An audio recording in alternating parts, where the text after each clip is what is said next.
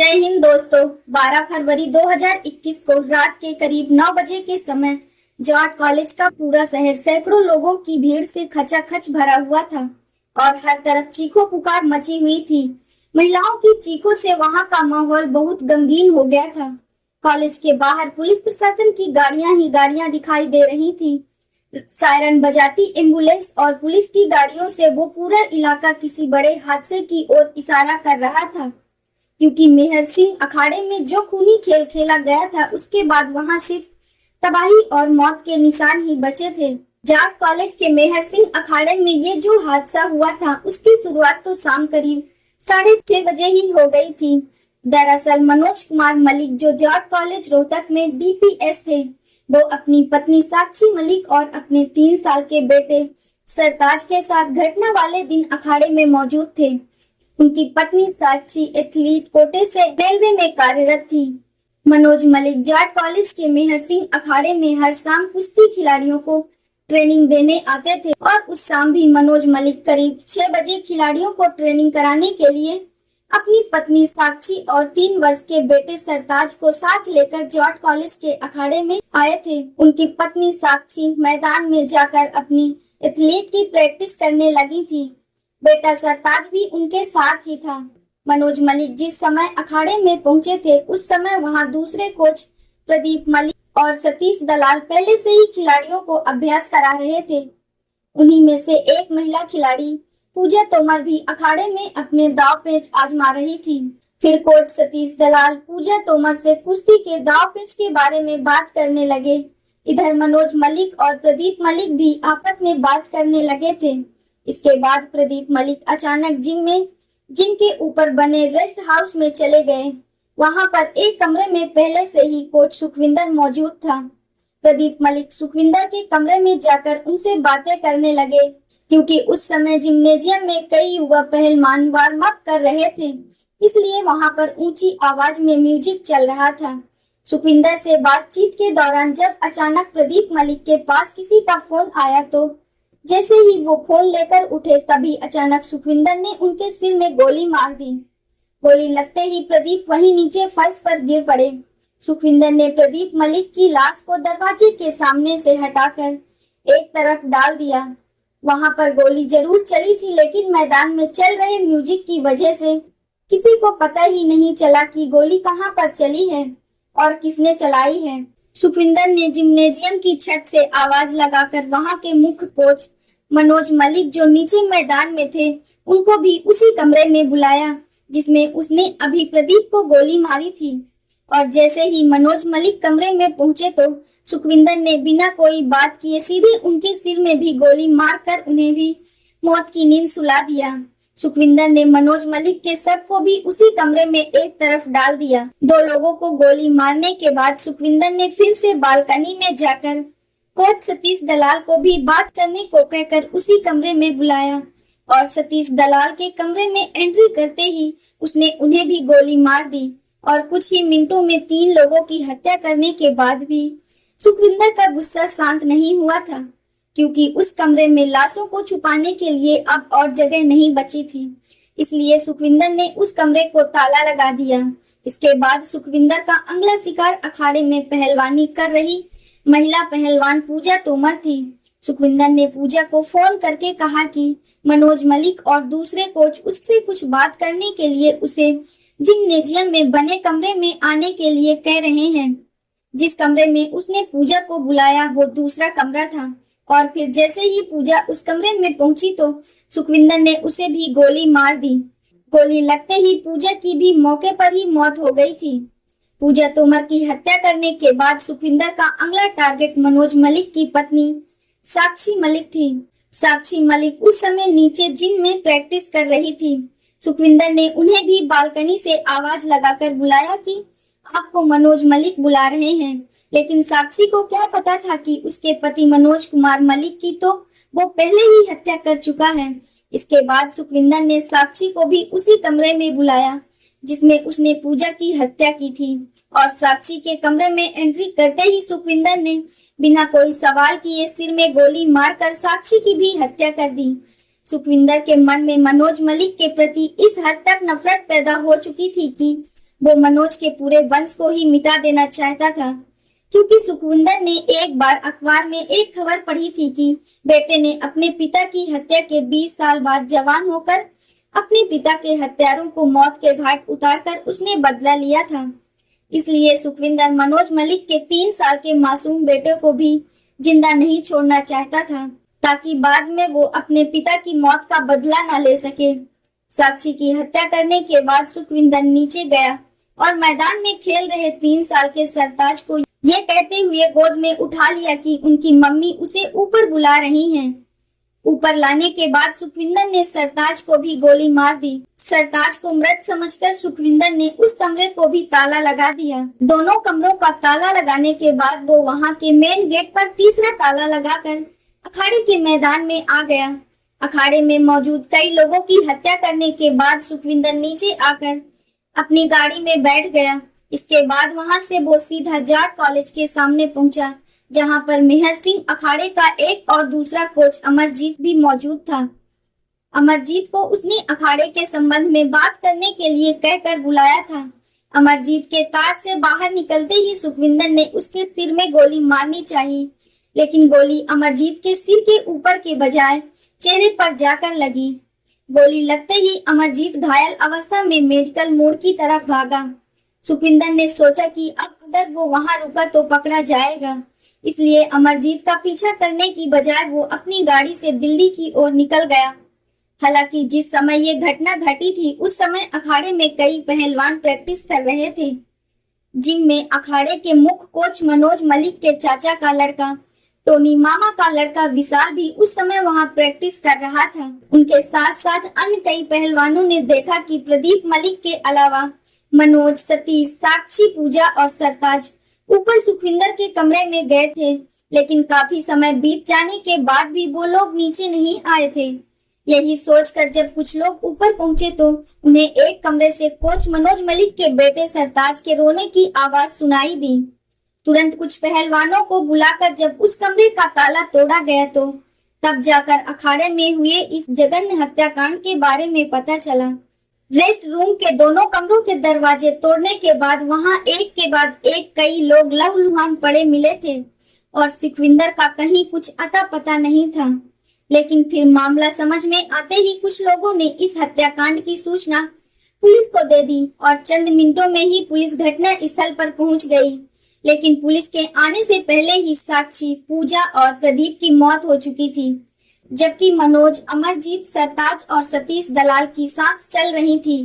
तभी उन्हें तुरंत हॉस्पिटल ले जाया गया, जहां कुछ देर बाद डॉक्टरों ने मनोज और सतीश को भी मृत घोषित कर दिया। हरियाणा के रोहतक में स्थित इस प्रसिद्ध अखाड़े में हुई इस वारदात की खबर जंगल की आग की तरह फैल गई थी। इस दुर्घटना में 7 लोगों को गोली लगी थी, जिसमें से 5 लोगों की मौत हो चुकी थी, जबकि अमरजीत और मासूम सरताज गंभीर रूप से घायल थे। ये वारदात इतनी संगीन थी कि एसपी राहुल शर्मा को खबर मिलते ही फॉरेंसिक टीम तथा दूसरे अधिकारियों को लेकर मौके पर पहुंच गए थे। मनोज मलिक के बड़े भाई प्रमोद कुमार और दूसरे परिजन भी अपने परिचितों के साथ इस खूनी अखाड़े के बाहर जमा हो गए थे और रात के 9 बजे तक सभी मरने वालों के परिजन घटना स्थल पर पहुंच गए थे। इसके बाद पुलिस स्टेशन में मनोज मलिक के भाई प्रमोद की शिकायत पर सुखविंदर के खिलाफ हत्या का मुकदमा दर्ज कर लिया गया। इधर घायल हुए अमरजीत ने पुलिस को अपने बयान में बताया कि उस पर भी सुखविंदर ने ही गोली चलाई है। इसके बाद पुलिस की कई टीमों ने पूरे शहर की घेराबंदी कर दी, लेकिन फिर भी सुखविंदर हाथ नहीं लगा। एसपी राहुल शर्मा ने जाट कॉलेज में स्थित जिम्नेशियम हॉल में चल रहे अखाड़े में हुए इस गोलीकांड के आरोपी सुखविंदर को पकड़ने के लिए डीसीपी नरेंद्र कादियान और डीसीपी विनोद कुमार के नेतृत्व में विशेष जांच टीमों का गठन किया। इतना ही नहीं, सुखविंदर की गिरफ्तारी पर डीजीपी ने उसी रात 1 लाख रुपए के इनाम की घोषणा भी कर दी थी। पुलिस को फोन की लोकेशन से पता चला कि वो रोहतक से भागकर दिल्ली पहुंच गया है। इसके बाद उसकी तलाश में कई टीमों को दिल्ली के लिए रवाना कर दिया गया। अगली सुबह उन सभी 5 मृतकों का पोस्टमार्टम कराया गया। मृतकों की पोस्टमार्टम रिपोर्ट से पता चला कि उन सभी को करीब 20 से 25 फीट की दूरी से गोली मारी गई थी।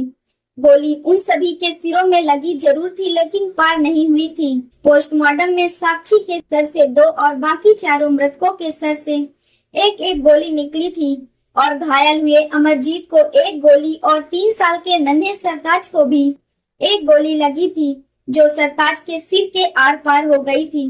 फॉरेंसिक टीम ने बताया कि सुखविंदर ने इस वारदात को .32 बोर के पिस्टल से अंजाम दिया था और सभी मृतकों के शरीर में 9 mm की गोलियां मिली थी। इधर मासूम सरताज की हालत बेहद गंभीर थी, इसलिए उसे रोहतक पीजीआई से पंडित भगवत दयाल शर्मा स्वास्थ्य संगठन में रेफर करके उसे वेंटिलेटर में शिफ्ट कर दिया गया था। सुखविंदर ने उस मासूम की आंखों के बीच में गोली मारी थी, जो सरताज के सिर के पार निकल गई थी।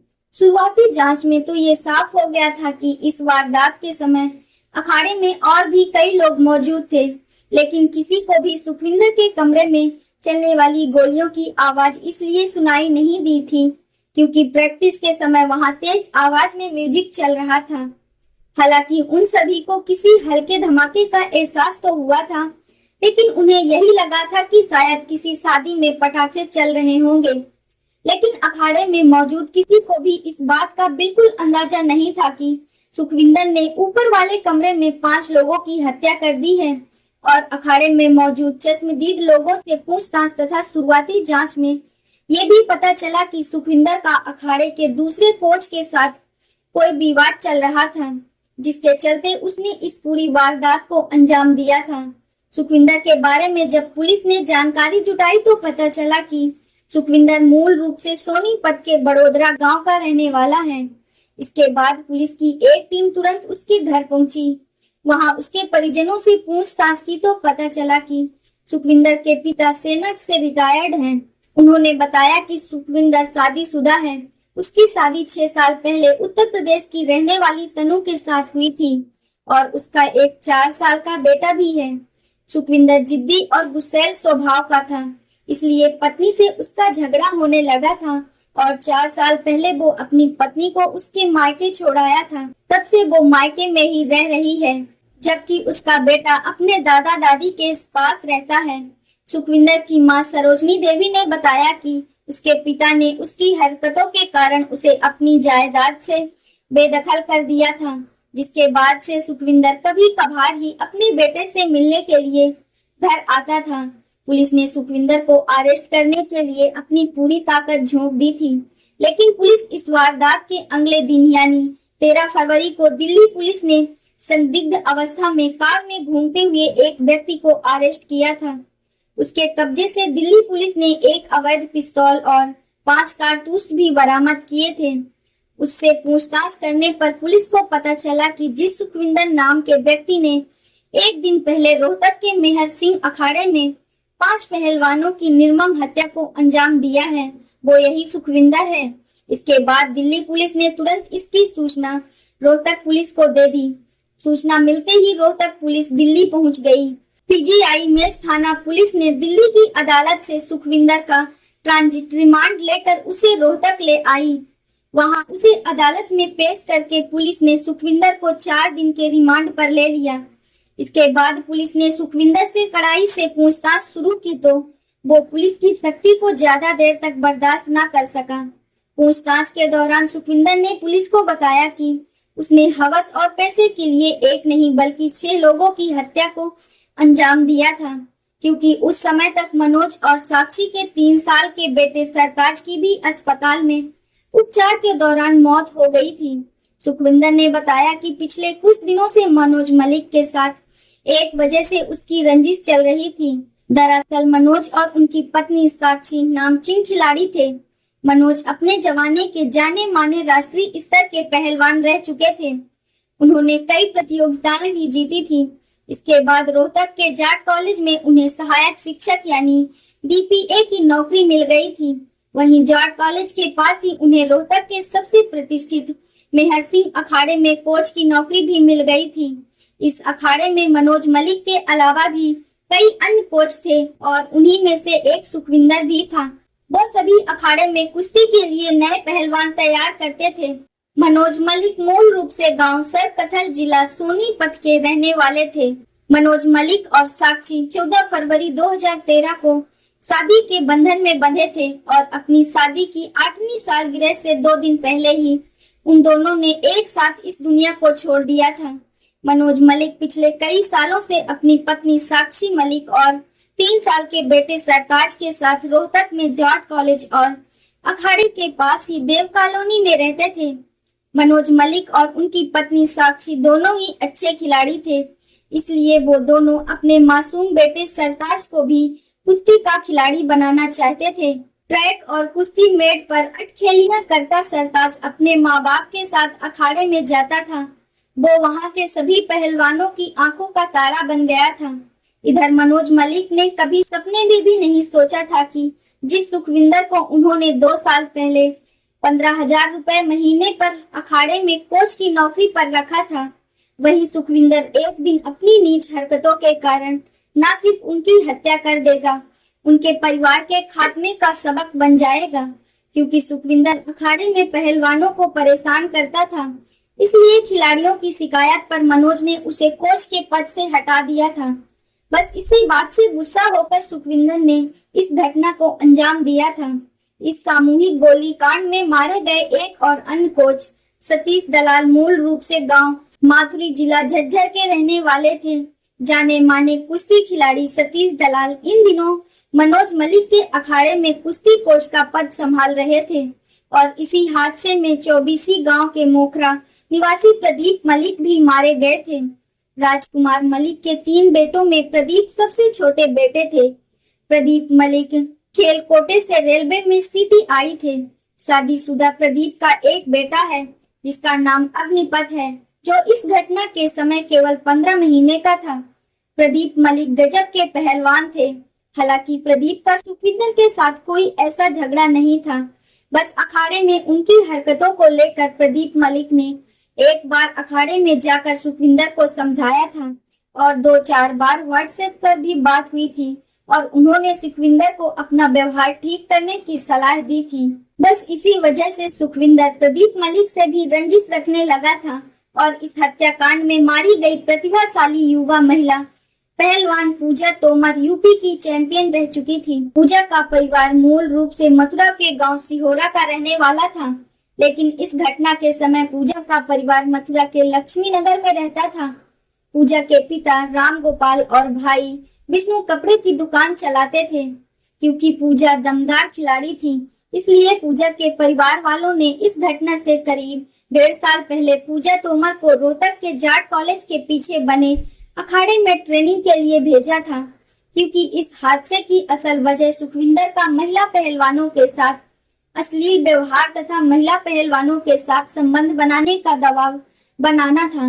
मेहर सिंह अखाड़े में कुश्ती सिखाने वाली पूजा तोमर ने कुछ दिन पहले अपने परिवार तथा अखाड़े के मुख्य कोच मनोज मलिक से सुखविंदर की शिकायत की थी। पूजा ने बताया था कि सुखविंदर उसे परेशान कर रहा है और उस पर शादी करने का दबाव बना रहा है। इधर अखाड़े की महिला पहलवान से संबंध बनाने या फिर उससे शादी करने से सुखविंदर को 2 फायदे नजर आ रहे थे। एक तो अखाड़े की पहलवान कुश्ती से नाम और पैसा कमाकर कमाई में उसका हाथ बटाती और दूसरा उसकी जिस्मानी जरूरत पूरी करने की एक हष्ट पुष्ट लड़की मिल जाती। क्योंकि पूजा कम उम्र की आकर्षक युवती थी, इसलिए सुखविंदर को पूजा को अपने जाल में फंसाना आसान लग रहा था। इसलिए वो काफी दिनों से पूजा को परेशान कर रहा था। लेकिन जब सुखविंदर हद से ज्यादा परेशान करने लगा तो पूजा ने अपने परिवार से इस बात की शिकायत कर दी। पूजा के परिवार वालों ने अखाड़े के मुख्य कोच मनोज मलिक को जब इस बात की जानकारी देकर अपनी बेटी को अखाड़े से हटाने की बात कही तो मनोज मलिक ने सोचा कि अगर ऐसा हुआ तो अखाड़े की शान और उनकी बड़ी बदनामी होगी। इसलिए मनोज मलिक ने ये बात अपने साथी कोच से बताई तो उन सभी की राय यही थी कि सुखविंदर को अखाड़े से हटा दिया जाए। इसके बाद उन सभी ने सुखविंदर को बुलाकर पहले तो उसे खूब लताड़ लगाई और फिर सुखविंदर से कहा कि वो 14 फरवरी तक अखाड़ा छोड़ दे और उसी दिन से उन्होंने सुखविंदर को अखाड़े में आने से मना कर दिया था। अपने हाथ से लड़की और अखाड़े की नौकरी को जाते देखकर सुखविंदर नफरत की आग में जलने लगा और तभी उसने ये फैसला कर लिया था कि जो लोग इसकी बर्बादी का कारण बने हैं वो उन सबको जान से मार देगा। और इस वारदात को अंजाम देने के लिए इस घटना से 4 दिन पहले ही सुखविंदर ने उन सब की हत्या करने का प्लान बनाया था। उसने सोचा था कि उसका घर तो उजड़ ही चुका है, लेकिन अब वो उनका भी घर उजाड़ कर रहेगा। जिन लोगों के प्रति उसके मन में नफरत थी, सुखविंदर से पूछताछ में ये भी खुलासा हुआ था कि पूजा ही नहीं, उसने एक और अन्य महिला पहलवान के साथ भी ऐसी ही हरकत की थी। और इन्हीं कारणों के चलते मुख्य कोच मनोज मलिक, सतीश दलाल और प्रदीप ने सुखविंदर पर प्रतिबंध लगा दिया था। और इसी बात को लेकर सुखविंदर की अमरजीत से भी कहा सुनी हुई थी। सुखविंदर को बता दिया गया था कि अब अखाड़े से उसका कोई संबंध नहीं है और ना ही उसे वहां से कोई पैसा मिलेगा। और यही बात सुखविंदर को नागवार गुजरी। उसका मानना ये था कि उसने भी अखाड़े के लिए काफी मेहनत की थी, लेकिन अब उसे अखाड़े से बाहर निकाला जा रहा था। इस वजह से उसने करीब 4 दिन पहले ही इस हत्याकांड की पूरी प्लानिंग कर ली थी। और इस हत्याकांड में ये भी साफ दिखाई दे रहा था कि सुखविंदर किसी भी कीमत पर मनोज के परिवार को जिंदा नहीं छोड़ना चाहता था। पहले से रची गई सुखविंदर की साजिश का पता इस बात से भी चलता है कि सुखविंदर पिछले कई दिनों से प्रैक्टिस के दौरान बार बार कहता रहता था कि वो कुछ बड़ा करेगा और कुछ ऐसा करेगा कि सब उसे याद रखेंगे। पुलिस ने इस पूछताछ के बाद आरोपी सुखविंदर को अदालत में पेश किया, जहां से उसे जेल भेज दिया गया। इसके बाद ये केस कोर्ट में चलता रहा और फिर 19 फरवरी 2014 को कोर्ट ने इस केस को अति गंभीर अपराध की श्रेणी में मानते हुए इस हत्याकांड के मुख्य आरोपी सुखविंदर को फांसी की सजा सुनाई। साथ ही जांच में पता चला कि यूपी के मुजफ्फरपुर नगर जिले के गांव राजपुर के निवासी पूर्व फौजी मनोज ने आरोपी सुखविंदर को हथियार उपलब्ध करवाए थे। हालांकि पीड़ित पक्ष ने तो मनोज पर इस वारदात की साजिश में शामिल होने का भी आरोप लगाया था, लेकिन अदालत में उसे साबित नहीं किया जा सका। इसके बाद सुखविंदर को हथियार उपलब्ध कराने के आरोप में पूर्व फौजी मनोज को 3 साल की सजा सुनाई गई। और इस तरह हवस और नफरत की आग में जल्लाद बने सुखवीर ने मेहर सिंह अखाड़े में 6 लोगों की बड़ी ही बेरहमी से मौत के घाट उतार दिया था। और इस तरह हवस और नफरत की आग में जल्लाद बने सुखविंदर ने मेहर सिंह अखाड़े में 6 लोगों को बड़ी ही बेरहमी से मौत के घाट उतार दिया था। दोस्तों, इस पूरी घटना के बारे में आपकी क्या राय है, कमेंट बॉक्स में जरूर बताएं। और अगर हमारी मेहनत पसंद आई हो तो इस वीडियो को लाइक करते हुए शेयर भी करें। अगर आपने अब तक चैनल को सब्सक्राइब नहीं किया है तो हमारे चैनल को सब्सक्राइब कर लीजिए। राधे राधे।